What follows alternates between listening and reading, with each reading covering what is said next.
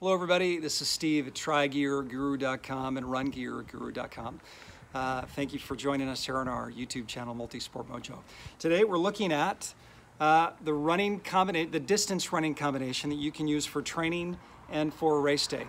Now, Nike just introduced, launched, revealed their Nike Pegasus Turbo 2. This is the next iteration from the Nike Pegasus Turbo, which quite frankly revolutionized distance running. The Nike Pegasus Turbo 2 just came out. It's summer of 2019. You can get these on Nike.com, or you can go out to Amazon. You can follow the links on our pages on RunGearGuru.com or TryGearGuru.com. If you just search for Nike Pegasus or Nike Pegasus Turbo 2, it's really a mouthful. Nike Pegasus Turbo, that's this guy, the original. Nike Pegasus Turbo 2. If you do a search on TryGearGuru.com or RunGearGuru.com, you can find the links that will take you directly to where and get these.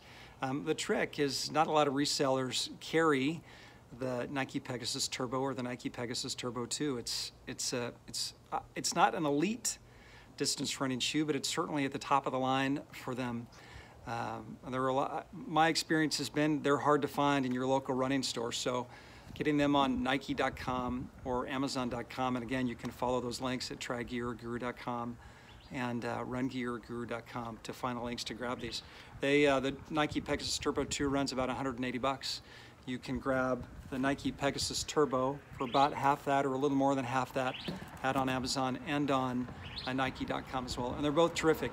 The newer iteration continues with the ZoomX midsole that they became famous for, super lightweight, max cushion, about double the drop from the heel to the toe, infused with hydrogen bubbles and that 85% energy return. So it's kicking you forward from a biomechanics standpoint.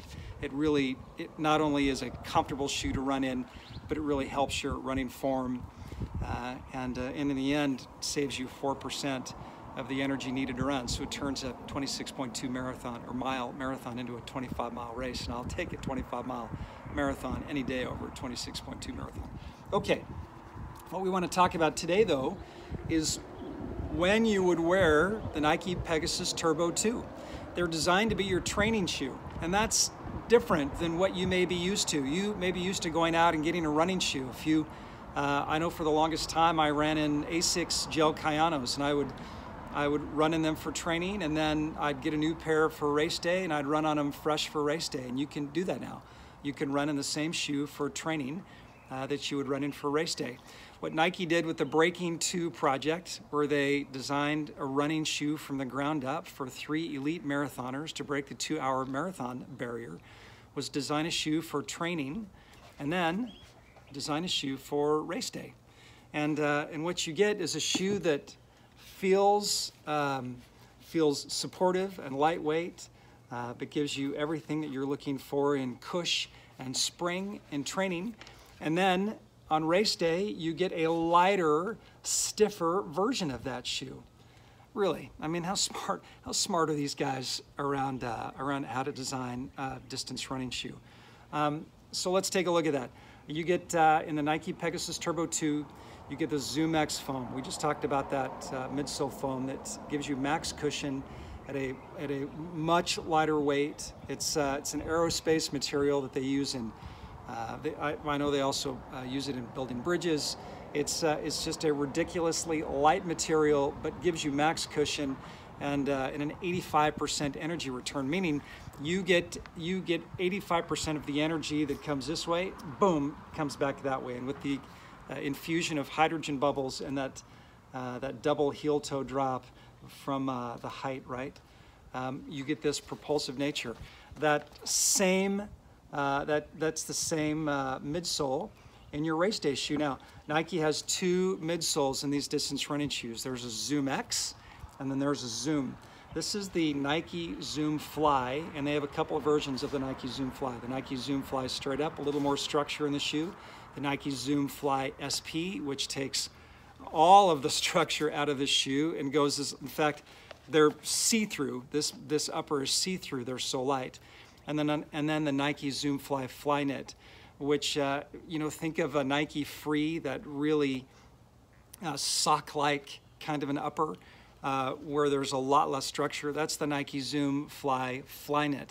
All of them have this Zoom midsole, which has the Nike React foam, but incorporates a carbon fiber plate to give you that propulsive jump or that propulsive liftoff that you feel once you get the cush, boom, and then it carries you forward. So your race day shoe, you want your race day shoe to be lighter, but to have the same properties as your everyday trainer, and that's what Nike's done. So this is what to do. You get the Nike Pegasus Turbo 2 for your everyday runner, and you use that for training. And then on race day, you jump into a pair of Nike. You can get the Nike Vaporfly. Now this is actually a critical difference. The Nike Vaporfly is the elite race day running shoe. That's where you'll see Kipchoge and Desiree Linden. You'll see elite marathoners and elite triathletes running that shoe. The main difference between that and the Nike Zoom Fly series, Zoom Fly, Zoom Fly SP, Zoom Fly Flyknit, is that the Zoom Fly SP, holy God, it's a mouthful. The Zoom Fly SP and the Zoom Fly Flyknit is that they use the Zoom midsole with the React. The Nike Vaporfly 4% uses the Zoom X, so you literally get the same midsole. Now it's almost double the cost, right, of the Zoom Fly, and if you're an everyday age grouper like I am, this is a ridiculously fast, comfortable race day running shoe, and you don't have to spend almost $300 to get it. You're in the mid hundreds. You can even get these for about 100 or less than 100 now because they've got new versions coming out. So you're about $180 for the Zoom Pegasus Turbo 2 for your everyday trainer. I'd get a couple of those for a typical marathon training period. You get about 400 miles out of them. That'll make sure you get into them. And then you use the Zoom Fly or the Zoom Fly SP or the Zoom Fly Flyknit on tempo runs to get used to them in training. Tempo runs, a little faster pace, and then use these on race day. A lighter, stiffer, but all of the same biomechanic build, design build as you get in your everyday trainer. And you just make the most of training and the most of race day. So I hope that helps.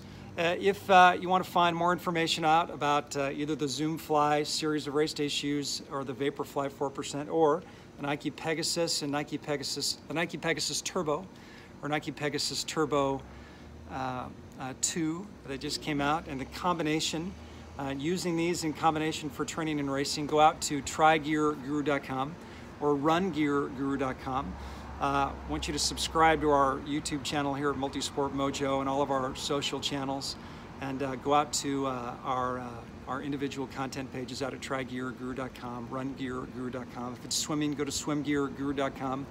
If it's cycling, go out to ridegearguru.com. Hey, listen, Nike Pegasus Turbo 2 for your trainer, the Nike Zoom Fly or Zoom Fly SP, that's this one, or the Nike Zoom Fly Flyknit for your race day and tempo runs. It's a great combination.